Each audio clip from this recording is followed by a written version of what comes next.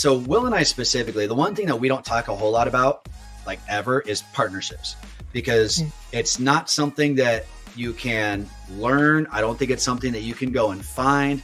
I think it is something that can, if it happens, it's 100% organic and it's perfect, right? Like, don't get me wrong, there's struggles, but it's this perfect match. This is the Agent Goldmine, where you'll find real talk, shit talk, and ambition. We're here to build real businesses and be more than your average agent. We want to know what the killers are actually doing within their businesses, the reality of it, all tactical, no fluff. So we're here to find out. Please share and enjoy. Welcome back to another episode of the Agent Goldmine, where we interview rockstar agents. And today we have Eli Schmidt, who I am so excited to bring on the show. However, the one downside is Shelby's out today. So it's going to be me alone, me and Eli shooting the going deep into his systems, his processes, his marketing, because he is a YouTube, I'm going to call him a wizard. But a little bit about Eli's background. He's been an agent for 7 years. He transferred over from the fitness industry. And so transferring from the fitness industry to becoming an agent, but also now his business, he fell in love with the marketing side of it. So, which is a lot of times the agents are so scared of the prospecting side, but he has partnered up with Will, and who we interviewed in a podcast a couple of episodes ago, Will Grimes. Check his episode out, both with EXP.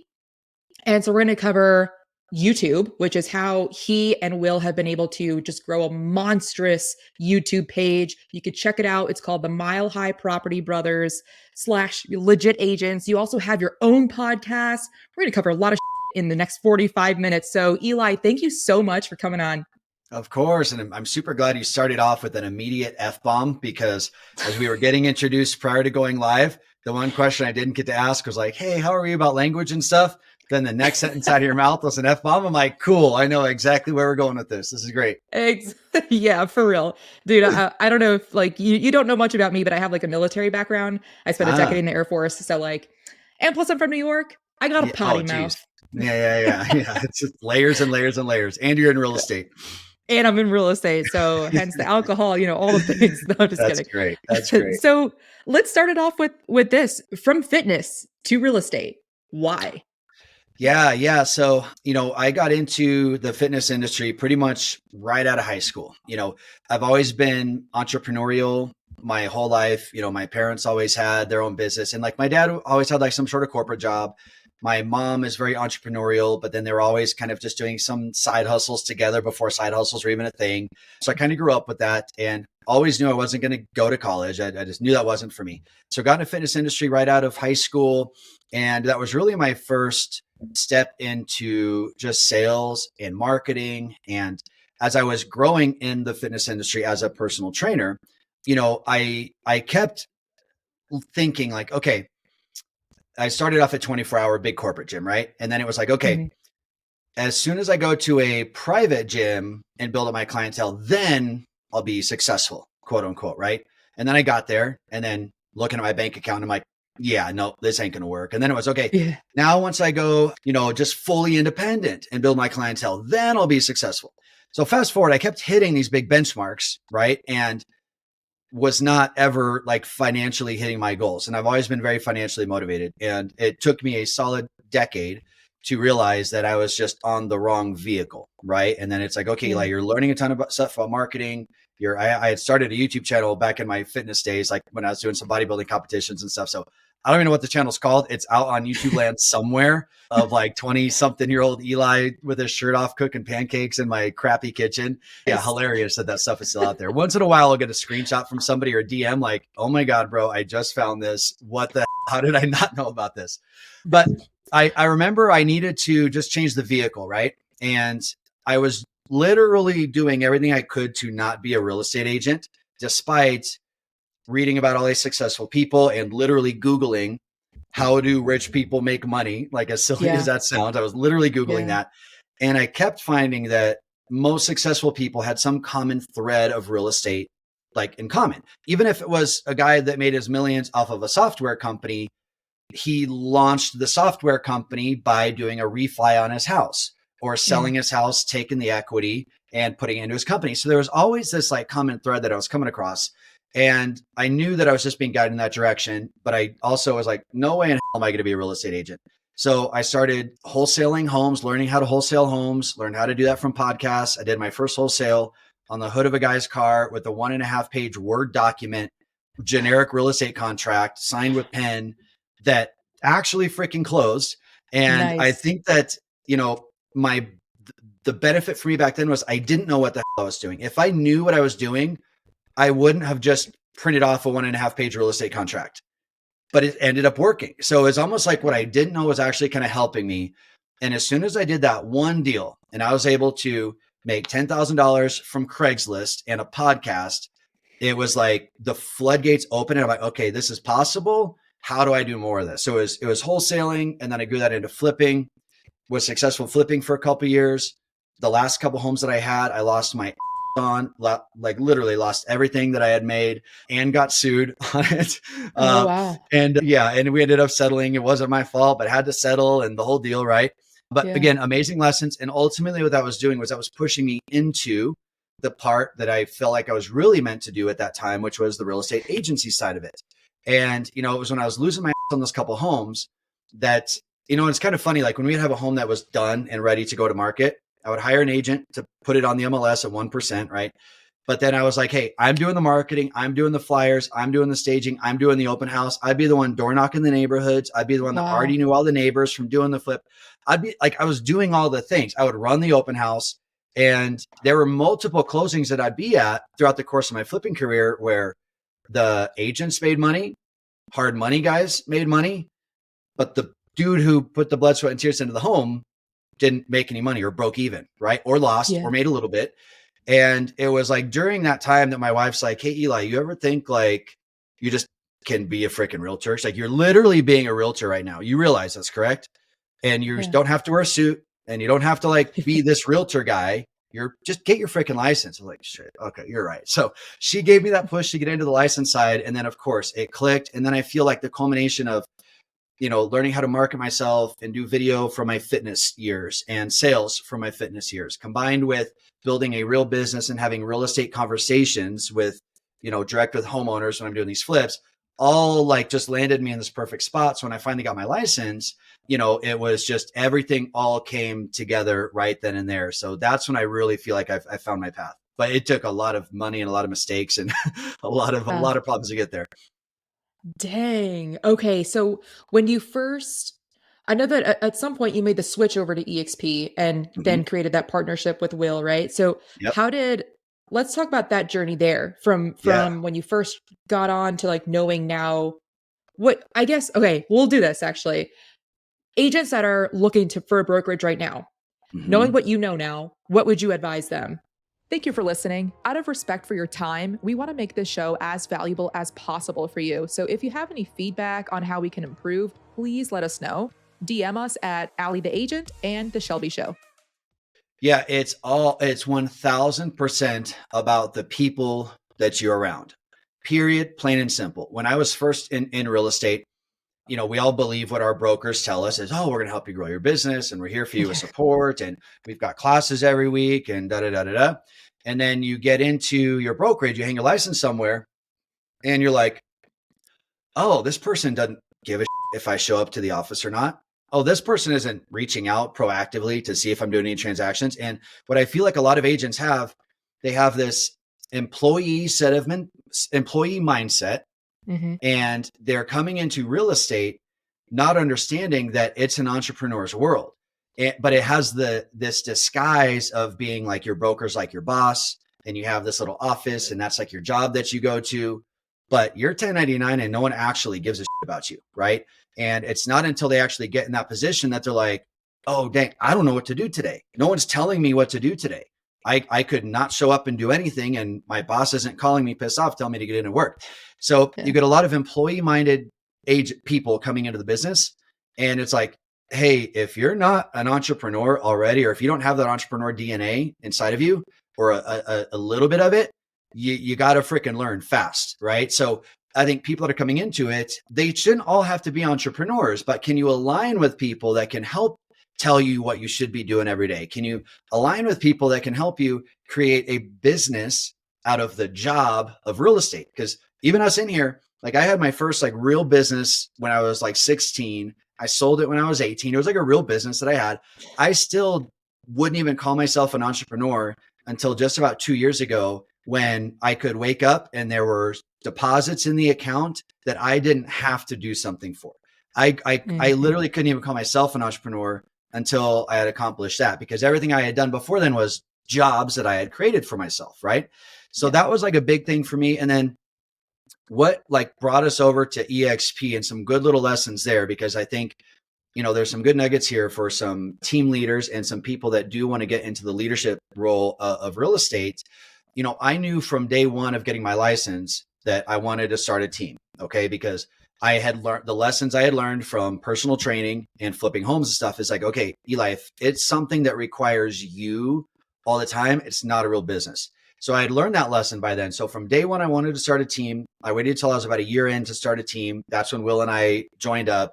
We grew our team to about 14 agents. We were Berkshire Hathaway at the time. And we had won in the first year, like our top 1% award. The second year we had our team as top 0.5%. On the surface, it's like, hey, cool, we got our award. But internally, I'm like, look at my account. I'm like, this is not top 0.5% in the world income.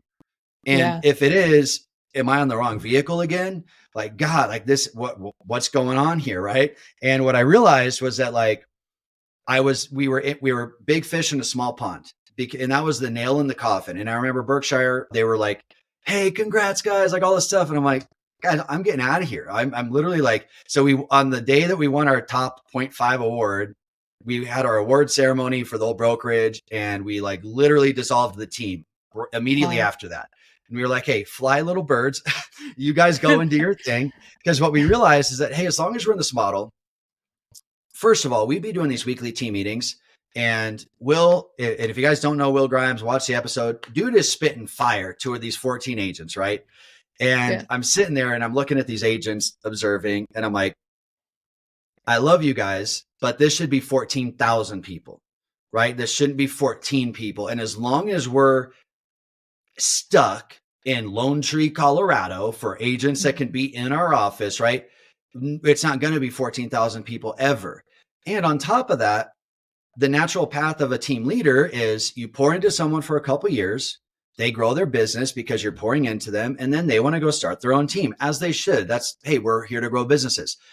And we're seeing people, come for 2 years, and then they go to Berkshire, and it's like, hey, you're welcome, Berkshire, because we just trained this person for you. Now they're your agent. And, but that's just the path, right, of this. Yeah. And I'm like, that's just not a good business model for me. So those two things of like, hey, we wanted national exposure to agents, and we wanted to be able to set up a model to where we could pour into agents, treat it like a team, give them everything that we've ever done and has worked for us, but they don't have to then leave somewhere else to do it for themselves. We can now make leaders out of the leaders, and they can grow their organization under us with all of the stuff that we've built out for them. So it was one of those things where, once we came across the opportunity with the right people, and this was a little COVID pivot for us because our YouTube channel also coincided with that change to EXP. Again, it was aligning with people that were doing business the way you want to do business with. It all made sense there. Yeah. From the team leader's perspective, what does your team structure look like, your expectations and the split? So we don't have a formal team here at EXP. When we transferred over here to EXP, we said, hey, we're just not doing that team model anymore. We didn't like having to take additional cuts from people on top of what they're already paying to the brokerage. But the biggest thing was, and this is just us being entrepreneurs and ego-driven men, I'm sure, I didn't like the expectation of people who are on your team. Like, I'm allergic to having a boss, right? If I feel like someone's my boss, my stomach is like churning, and I'm like, yeah, get me out of here. My body's all like gross. I cannot have a boss. And I felt that, hey, when you've got 14 agents on your team, that if you're a good team leader, they should feel like your bosses, in my opinion, right? They're giving you this extra money, right? You need to provide value to them, right? Like, yeah. But then, hey, if you're costing me monthly overhead, agent, you better freaking show up. If we're providing leads, they need to be freaking called, right? If we're running a business here, there's these expectations both ways. I just don't like those expectations coming to me, this whole like, what's in it for me mentality, which honestly, if you're giving someone 50% of your, there should be a level of what's in it for me, right? Like, what am I getting out of this value exchange? I just didn't vibe with that at all. Versus, let's treat it like a team. But if you want to show up to the trainings, show up to the trainings. If you're not at the trainings, I don't have to chase you down because you're not costing me money. There's not this overhead that you're costing me, right? So I just like that freedom of it. Being an entrepreneur myself, I would prefer to be treated that way, where it's like, hey man, if I'm cranking in business and I'm busy and I got stuff going on, I don't want to have to come to the team meeting every single Friday, right?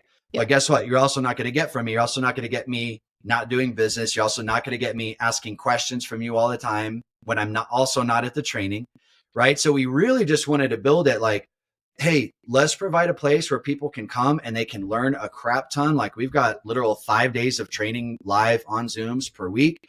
There's an extreme level of accountability. There's courses that are provided. There's bad freaking CRMs that are provided for free. Our big mission here is like, hey, we want to make as much noise and get as much attention as we can and provide as much like real value and resources so that agents that are partnered with us, all they have to do is invite their friend. All they got to do is say, come check out this training, check out this tool, check out this thing. And you leverage it as if it's your own, right? That's the whole point of leverage is we're going to put in some hard work, build some cool with what we're good at, and then you leverage it as if it's your own. That's the whole like value add. And then if everyone keeps doing that, we're all selling more homes, we're all doing more real estate, we're all making more money, which then makes it super easy for their friends to be like, hey, what are these Zoom calls that you're on that I see screenshots on your stories? How do I become a part of that? So that's kind of our whole like primary mission right now. I really, really like that. I mean, we try to do something pretty similar there. With your backtracking just a little bit, going to the YouTube channel that you have with Will, when you started that out, actually skip the start. Let's go to now. What does that look like as far, if you want to talk about it, as far as how you guys split the costs? What do you do with the leads that come in? Like the behind the scenes, when someone reaches out, whose phone number is that? So that way team leaders from other brokerages, if they're looking to make the switch to EXP, like how would they structure it? 100%. Yeah. So there's a bunch of different ways you can do it. I'll speak to the way that, Will and I have done it. So Will and I specifically, the one thing that we don't talk a whole lot about, like ever, is partnerships, because it's not something that you can learn. I don't think it's something that you can go and find. I think it is something that if it happens, it's 100% organic and it's perfect, right? Like, don't get me wrong, there's struggles, but it's this perfect match, right? I feel like anytime people have gone and tried to find a partner or find someone to do this with, it's natural to find someone who is like you, because that's who you're going to get along with. But that's the last person you need as a business partner. You don't need two of you. Will and I were not friends first. We were literal business partners first, and then a friendship grew from that. But 2 days after working with him, I'm like, dude, the things I am terrible at are your absolute strong points, and then vice versa. And the two other aspects of that were critical is neither one of us, we both have egos. We're both like stupid dudes, right? Like we both have egos, but not with each other, right? We're both like crediting each other for like, you know what I mean? Like I'm always crediting him. He's always crediting me. I'm like, dude, go get on stages, go get attention, like go do the thing, right? And a lot of guys would be insecure about that because they want to be in the spotlight, right? But I just understand that, like, man, he's absolutely so good at this. And then vice versa with a lot of things. So for us, right now our business is, everything with him and I is 50-50. If it's $1 coming into the company, it's split with both of us. We're sinking, we're swimming together, we're ride or die. Not recommended. I don't know if that's going to work for a lot of people out there. Specific to YouTube, that phone number that's on there, that's a dedicated call tracking number. Okay. So when I get a YouTube call or lead, it comes through to both of our, it'll ring my phone first, and it will literally say YouTube channel on there. So I know it's coming from YouTube. So I know how to handle that call or text message. If I don't get to the call because I'm doing a podcast or something like this, it's going to his phone. And then if both of us miss it, we've got automations that go out and pick it back up. I've also got a virtual assistant tracking all of this stuff. So we're not missing any sort of leads or anything like that come in. But some people that do have teams and stuff, with YouTube specifically, I think it is important in the beginning when people are coming to the channel for you, right? They're falling in love with Will and Eli. It's important that they get some Will and Eli, right? We're not going out on every showing. We're not managing every single one of these transactions, but just taking that initial 30-minute Zoom call with those people, they get on there and they're like, oh my God, it's really you guys. Oh, hey, it's like, and they think we're like famous, right? Like it's not really YouTube world isn't really like, you can't just normally call a YouTuber. You can't just normally jump on a Zoom call with a YouTuber. So people are kind of like they're starstruck. I don't want to say starstruck. I'm trying to find a less douchey word than that. but it's funny how people react when they reach out, and then they're more than happy when I partner them, and I say, hey, we're going to connect from this point. We're going to connect you with Mandy. She's been with us for 6 years. She's going to take you through the showing process and da da da da da. Hey, she's way funnier than I am. She's way prettier than I am. You're going to have a blast with her, right? And then people are more than happy. But Mandy also has to crush, right? But then throughout the process, people are getting just little touches, just little check-ins, a 3-minute phone call. Hey, heard you got under contract. Just want to say congrats. Man, I'm so happy for you guys. Like that means the world to them. So it's really, really scalable for how much of a personal brand it is. It's also extremely scalable. Yeah. The structureship, is that even a freaking word? Let's roll with that. I like it. Yeah, let's go with it. You and Will. Is Will your EXP sponsor? I'm trying to think about like the layout. So we came in together. Technically, I'm just over him, but that was really when we were coming in. The guidance we got was, who does computer stuff more? Eli. Okay, Eli, you go on, and then Will come here, and then but we get all our revenue share. Everything is all split with us. So it doesn't really matter like who's under who. At least with Will and I, it was literally just who does more computer stuff, and then he goes first. That was it. No, that makes complete sense. And same thing when I'm talking to either like domestic couples that aren't going to be doing a domestic team or just friends. Yeah, that's the way to do it, is whoever's going to be like the most client facing will be the sponsee. Like whoever is the non most client facing. Okay, cool. So when a lead comes in, what is it on the back end? Is it just a referral? So you mean when a lead comes in, like from YouTube, how we handle that with an agent or yes. Okay. Yeah.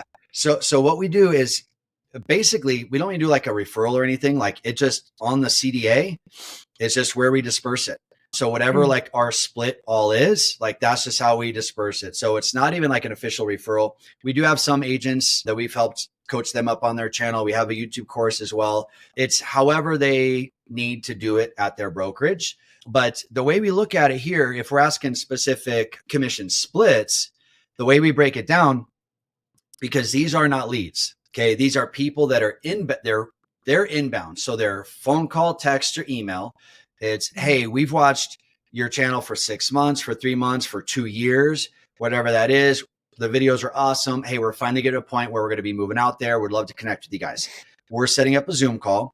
We're doing that initial onboarding Zoom call. We're then getting them pre-approved. We have systems that nurture them until they're ready. It could be next week. It could be next year. So we're doing all of that. And then once we make the handoff to the agent that's actually going to be running the transaction, they're literally ready to go make offers. Okay. So we've seen anyone do these from 50% splits down to 30% splits. We've had agents even tell us like, hey, give me 20% more than good. You guys keep they're ready to make offers now. Yeah, cool. No problem. So what we do in general is the agent running the transaction, they'll generally get 30, and then Will and I split 35, 30, or the other 70. So 35 and 35. Okay. Math. Yeah. So almost like just a 3-way split there. Okay. Got it. Dang. Okay. So because I know that there are a bunch of people specifically in my crew, like EXP, they're considering starting a YouTube channel together. What would Yep. be some lessons learned there? Like I'm specifically thinking of the Pensacola crew that we have. They're like, hey, I think I want to Sure. do it, but also it's a lot to do it just on your own. It's a Yep. lot to just pump out the, like just even a video a week, let alone two. So that's a lot. What would you say are some lessons learned in order to start a channel to get the leads coming in, Mhm. structuring everything if it's just two people? Yo, real quick, this podcast is not free. Cost of admission is sharing with a buddy who'd benefit or throwing it on your Instagram story. Tag us, we'll reshare that shit. Yeah. So if it's just two people, first of all, man, make sure you guys are a perfect match. The one thing with Will and I, like I mentioned 2 points. I mentioned one about the ego earlier. The other point with both of us is our work ethic is identical. Okay. There is never a single freaking day where I need to worry about, hey, is Will doing his part? There's never a day where he needs to worry about, hey, is Eli doing his part? Our work ethic, as opposites as he and I are, at the core of our DNA, we have identical work ethic, which I've never seen in another person, from myself. So you got to match there. Okay. The other component of it is it is nice to have opposing skill sets. So, I know when we're on camera, Will is going to bring up certain points, bullet points and certain things that he feels are important and relevant. He's got older kids than I do. He understands school districts better. He understands school programs better than I do. I've got a 5-year-old son. We're not there yet, right? Whereas I'm maybe more data driven, right? I'll know the average home prices. I'll know the lot sizes. I'll know days, like I'll know more of like the data and stuff that is going to speak to another type of viewer, right? So both our talking points are kind of hitting two different people. So I feel like we're hitting a broader audience there. And then just even the concepts behind like the getting the product to the YouTube channel in the first place. Like Will is real good at structuring a video and kind of doing like the Steven Spielberg sort of thing, right? I'm good at, and he's good at this too, but getting the branding together, having a certain image with it, doing the editing revisions with our editor to make sure it like follows a certain pace, making sure we got good music in there and stuff.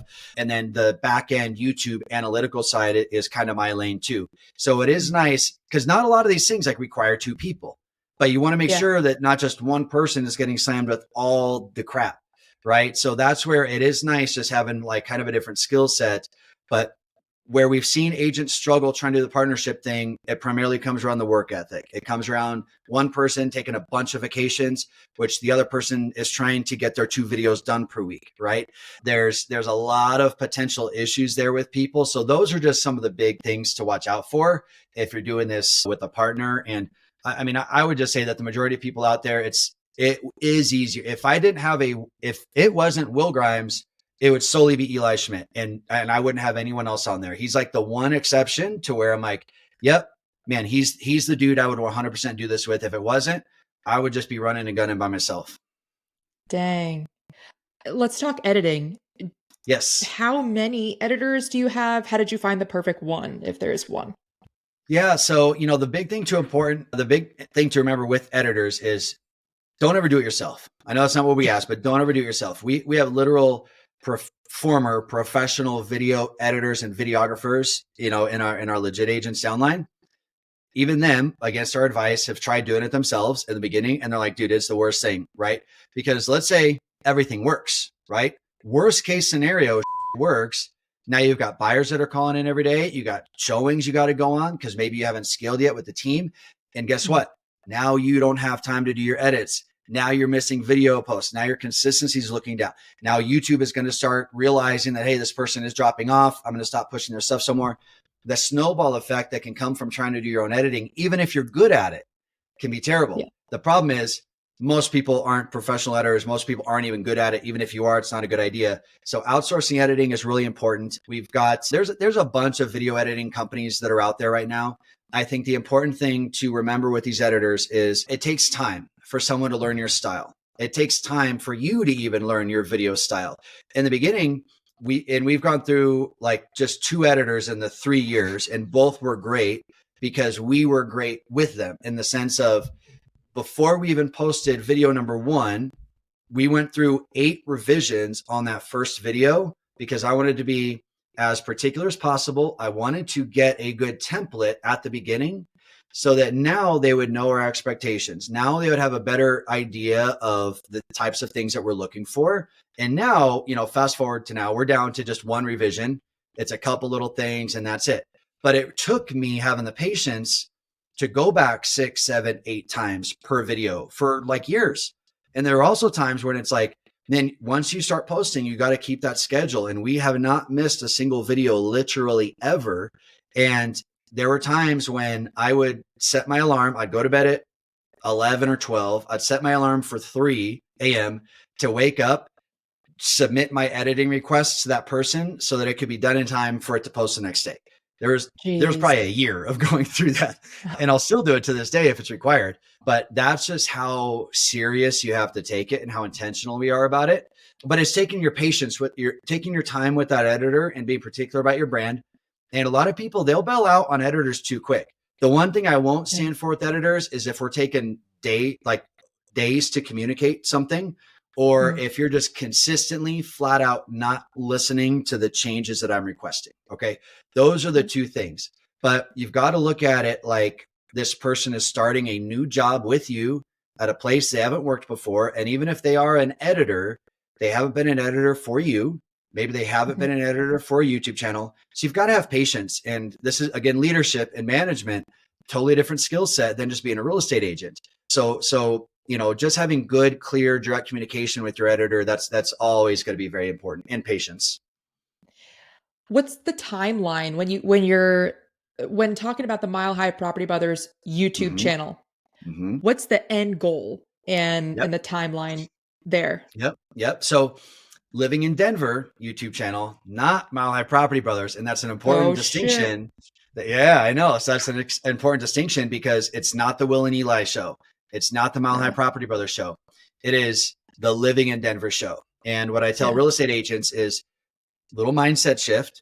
You need to look at yourself as a YouTuber who can also help someone buy and sell a home, not a real estate agent trying to get business off of YouTube.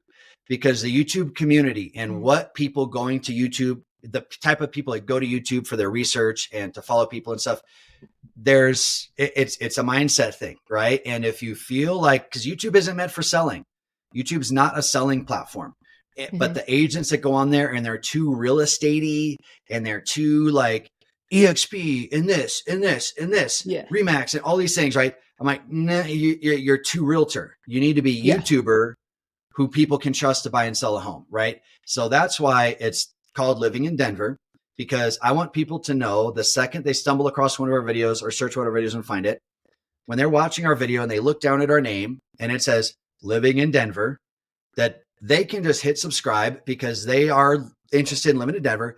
They don't need to be like, is this just some real estate dude? Is this a travel vlogger? Some people have their name. Maybe you have a great Denver video, but I don't know if you're a travel vlogger that just happened to make a video about Denver, or if you do this or this or this. And I'm not going to go through, look all your to see if I want to subscribe or not. But if I look and see it, that's called Living in Denver. I mentioned Living in Denver, subscribe. I'm going to finish watching that video. And then I know I'm going to get your notifications going forward. So just one little distinction right there. Our timeline, as far as like when we started, when leads started coming in, when it really started popping, it was about 3 months before we started really getting like consistent content or comments, like 90 days, right? And even when we were getting like 12 and 24 views, I would look and imagine, I know what 24 people sitting in a conference room looks like. That's a lot of people. 12 people fill up a conference room. Have you ever, a lot of people haven't even stood up and talked to a conference room full of 12 people. They would be scared. I promise they'd be scared. But people look at 12 views and they're mad at that, right? So I always had the understanding of, hey, these are literal people watching our videos. That's huge. And then it was right around 4 months that flip switched. We started getting, leads that were coming in, and then it just started growing like crazy from there. Even right now, interest rates are doing their thing. Agents are struggling right now. Yes, our overall transactions are down, right? Like from when they were before interest rates were up, obviously. But every single day, we are still getting reach outs, not just comments, but literal phone calls, text messages, emails from people that are looking to move here. So the reliability of this platform has been phenomenal for us. The brand of this platform has been phenomenal for us. We were just out trick-or-treating, Will and I, with our families a couple weeks ago. And it was funny because we were just walking. It's in the dark, pitch black. And we hear like, Mile High Property Brothers. We're like, hey, Will. And some guy watched our YouTube channel. He's like renting here currently, but he's in the neighborhood. He's going to be buying. He's like, dude, you guys are the reason that we moved here. And he was so like, he was like giving us high fives. His wife was all like funny to, it was this whole thing. And then while we're having that conversation with them, some clients that we actually met from YouTube that bought in that neighborhood also happened to be walking by. And they're like, Will and Eli. And we had this whole like little gang up from like people from YouTube have watched us. And it's like, we're just dudes that have, I mean, I think we're coming up on like almost 11,000, like nothing major, right? On YouTube. But the impact that you can have with people because you're authentic, you have some personalities, you are who you are on camera. People, the guy's like, hey, we moved here because of you guys. Like, dude, we came here from California. We picked this neighborhood because of you guys. We're renting right now, but we promised we're going to buy. And he was like, dude, just thank you so much. Our entire family's life is different now, literally because we found you guys on YouTube. And it's so freaking cool. Wow. So the impact you can have on people is just so much more than any other platform out there. That is so cool. Like seeing, not only just seeing at least one person, even if it's a renter, that you helped, but then also having that person talk to a past client. That's like the best testimonial you can ever have. Like, I don't know how you guys see us. It's pitch black out here. It's like, it was pretty funny. You're just trying to get some candy. I know, for real. So, okay, 13,000 subs. Is that what you said? No, we're coming up on like 11 now. I think we're at like 10 and a half, but like, amazing. A good amount, but nothing crazy. It's not like, but how much of an impact you can have with just even a following like that. Yeah. So you've been doing that for 7 years? Is that what it is? 7 years? Real estate total for 7 years. We've had our YouTube channel. We started it in, I want to say June of 2020, right? Yeah. Somewhere between like April and June of 2020. That was our COVID pivot. We're like, hey, COVID's becoming a thing. Lockdowns are happening. People are getting pissed off at their state on all sides. Work from home is becoming a thing. I bet there's some opportunity here on YouTube because there was a Tiger King era. That's about when it was. Remember, it was right around the Tiger King era that we ended up launching. Wow. So pretty much on average, like around 4,000 subs a year since you've been doing it. That's killer. That's killer. And of course, we know that like negativity sells. So I'm working on my YouTube presence as well, being that I had a lot of my clients that were military because I was military. After separating from the military, though, you do lose that sense. I thought for sure I would still have an in, but you don't. I mean, I could just hang out in the base all day and be like, hey, who's looking to buy or sell? But also I could just do YouTube. And it's already been working 2 months in with my 10 videos. I've had 4 appointments. And so I'm like, and like without sharing that with anybody, like 2 of those videos almost have 2,000 views. And I'm like, I think the same thing. How much time would I have spent having 2,000 conversations saying that video, and even though there's a drop-off rate, saying 50% of that 24-minute long video, that's a long time. That's a lot of effort. So do you plan on doing this? Like when looking toward the future, let's start with specifically just the YouTube portion. What does the far future look like? Are you going to continue to run it, or do you plan on maybe stepping out one day? Yeah, eventually. Just like any business, I love, again, entrepreneurial. I love growing. I love building. I love all of that stuff. I love getting it to a point and then, hey, time for me to go on to something else, but let's continue to monetize this, right? But honestly, the time investment that we put into it right now, our systems are so tight on it. We invest less than 2 hours a week, probably on YouTube specifically. And it's like, that's 100% maintainable for as long as I want to maintain it. I can maintain that as long as we want to, but eventually, getting, a team, or not a team, but a couple of agents, more involved, like, eventually that'll happen, but it's a long ways out. Again, our time investment is so minimal right now. There's absolutely no reason that, we can't do our weekly video, because we are down to 1 video per week now. And there are certain reasons and stuff behind that, which I won't go into, but it's strategy. It's very, very, very maintainable. So I don't see that happening for quite a while. Okay, nice. And then You also mentioned, I think it was before we started recording, about Mhm. like the systems and the processes. Yes, yes. I guess, what do you want to share related to that? I'll let you just take the lead there.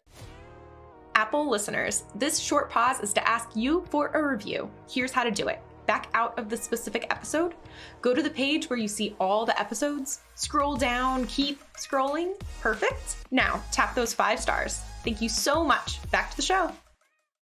Yeah, what I said earlier about creating a business out of the job of real estate, right? That's one of the biggest things that I see agents struggle with is, okay, like a lot of agents know what to do. It's just the how to do it and the implementation of the thing is hard. Like we all know we need to be working out of a CRM, right? We all know that we need to be building multiple pillars of business and income streams.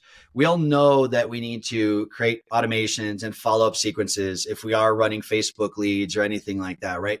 We all know these things, but it takes a special type of brain or person and experience and background to be like really good at implementing it all, actually making the thing happen, right? So one of the mindsets that Will and I are coming into 2024 with, as we're continuing to partner with agents and we're continuing to just come out with more products and systems and things for people to help people, courses and whatnot, is more of a done with you / done for you sort of mentality coming into 2024. Because again, the last thing I feel people need right now is just another course on nurturing your database or manage your CRM. It's like, hey, people have had that. You can go to YouTube and find that anywhere. People need people to literally walk them through it. They need live Q&A, live interactions of, okay, Eli, I'm in the CRM. How do I connect this 1 year follow-up campaign that you've built out for me to these Facebook leads that I'm running, and getting these leads at $3 to $5 a pop, right? And then the little switch of like, okay, and this is one thing that we're doing with like some of our follow-ups. So let's say that we're running a new construction ad, right? Get your list of all new construction homes, get your PDF of all the new builder incentives that are going on in Castle Rock, Colorado right now, right? That's valuable. I just saw that video. Shit. Yep. If I were an agent, I'd be grabbing that thing, right? So let's say you're running that ad out there, right? You get leads that come in. Instead of just these generic follow-up campaigns that are going out, right? Hey, looking to buy, or hey, I saw this, or in just speed to lead, 10 days of pain, fucking call them. What if instead you had a text message that goes out that says, hey, saw you downloaded that list of new builder incentives. Hopefully you found that valuable for you. Hey, side note, I'm going to be sending out an updated PDF every single week with the current incentives, right? We have a VA that calls the builders and does that for us, right? Puts it together, easy peasy. You could take 30 minutes, call the 10 builders every Monday and make the updated list yourself, right? So, hey, we're going to be sending this out every week so you're always up to date. And by the way, here's a link to our YouTube channel where we tour all of these new build communities that are in Castle Rock. Let me know what you think. If I got that as a potential buyer, and first of all, you actually gave me something of value, that incentive sheet is badass. But then I'm able to go to your playlist and I see you giving these. First of all, you have a YouTube channel. That's freaking cool. No other agent that's reached out to me has had a YouTube channel. Second of all, you're giving live tours of all these communities. And why on earth would I ever even use my freaking mom as a real estate agent? Right. Yeah. If like you're doing all of it, like you're this is my person. If I'm getting follow-ups that are like that, and then another one, hey, we just launched a new video on a new community. Maybe it's the week later, right? I'm not even having to call these people. My videos are doing the calling for me, right? People are watching the content. We're giving them the time and the space to actually connect and build a relationship with us on their own terms, like all their other clients do. And then they're the ones that are reaching out when they're ready. But I'm not calling you 10 freaking times. I'm not. That's disrespectful. I hate it when that happens to me. I know it works. Everything works in real estate. Yes, people have built massive businesses off of that. I get it. Prospecting, power hours. I get it. I've done it all. That's not how I like to be communicated with. Therefore, I don't communicate with people that way.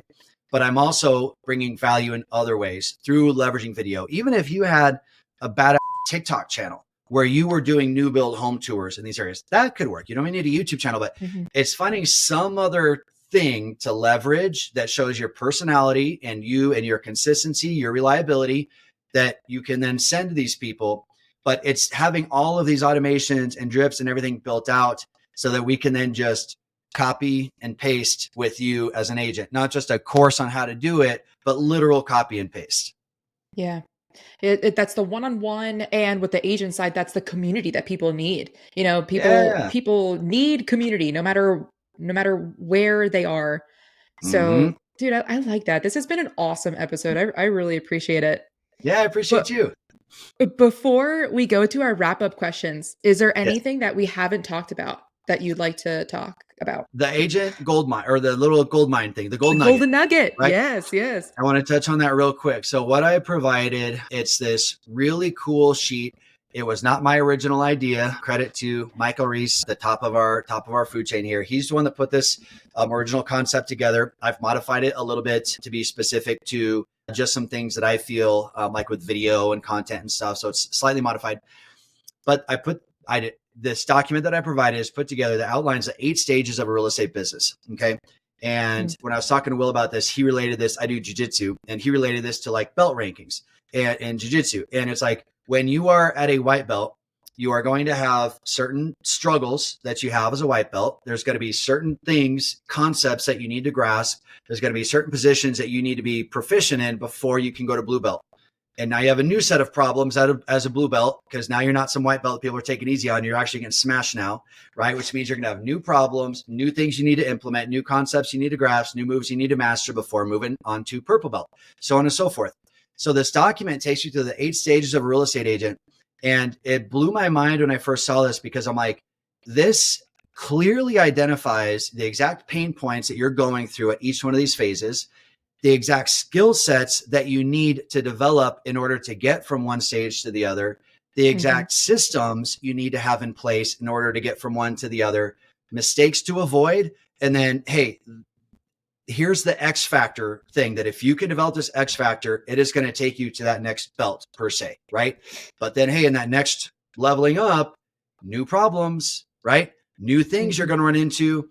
And this just lays out the clear point A to point B, point Z. This is the direction that you should be going. And the problem is, a lot of people are focusing on stage 6 problems when they're only a stage 2. And it's like, hey, bro, you're worrying about building a team. You're worried about getting leads. You don't even have a Google Calendar. You don't even have time management skills. You don't even know what time blocking is right now. You don't know shit yet. Yes, stage 6 problems will come up. But right now, we need to focus on stage 2 problems. So this is just a very, very clear guide of what should I be doing right now to then get to the next level. And then not being surprised when you get to the next level because there's more problems. That's expected, right? But now you know what those problems are going to be, so you can keep an eye out for them. Right. Yes. Okay. Thank you so much for dropping that. And the audience, you already know this, but you can find that at theagentgoldmine.com. Everything's for free. Thank you, Eli. I want to head to the wrap-up questions. Let's do it. Whether it's business or personal, what is your favorite app or tool? Probably YouTube, hands down. YouTube, hands down. Probably for learning shit. YouTube. I know nothing about cars, but I could replace the motor in a 1989 Toyota Camry if I had the tools and a YouTube channel or a YouTube platform to learn on. That's how much I utilize YouTube, and how all of us can too. Yeah, people go there to learn. Yeah, I no longer rely on the instructions from IKEA building furniture. I'm like, nah, I'm just YouTubing this. I'd rather have someone tell me. Yeah. What events do you plan on going to in 2024? Oh, great question. WealthCon, Ryan Pineda, January 8th through 11th. Shameless plug. Will is actually speaking at that event. Tim Tebow is going to be there. A bunch of other Instagram real estate investor influencers you've mentioned. Ryan hit him up. They're getting him on stage, and that's going to be a phenomenal one. So I'm super excited for that one. It's in Vegas. And also we've got a 50% discount code. Tickets are normally $1,000. You go through us or Will, it's down to 500. That's going to be a badass event. So I'm going to go to where people can reach out to you, but I have another question after that. For that discount code, or just to ask you any questions, what's the best way? Instagram at Eli Schmidt here is typically the best place. We also have our website. People can learn a little bit more about our organization at EXP at legitagents.com. Those are the two primary places. But yeah, Instagram DM is usually the best. Sweet. Mhm. And the answer cannot be you can't. What's the best way that we can help you or I can help you in your business? Yeah, man, content just like this, asking all the right questions like you're asking. The name of the game right now, as you know, and if you guys listening don't know, is attention and value and content, right? The Gary V, attention is currency. He is 100% correct. Coming back to my original thing about like watching those 14 agents and thinking this needs to be 14,000 agents. You're the ones that are going to help us get to those 14,000 agents through things like this. So this Yes. is perfect. Yeah, sweet. Okay, so you heard it from him.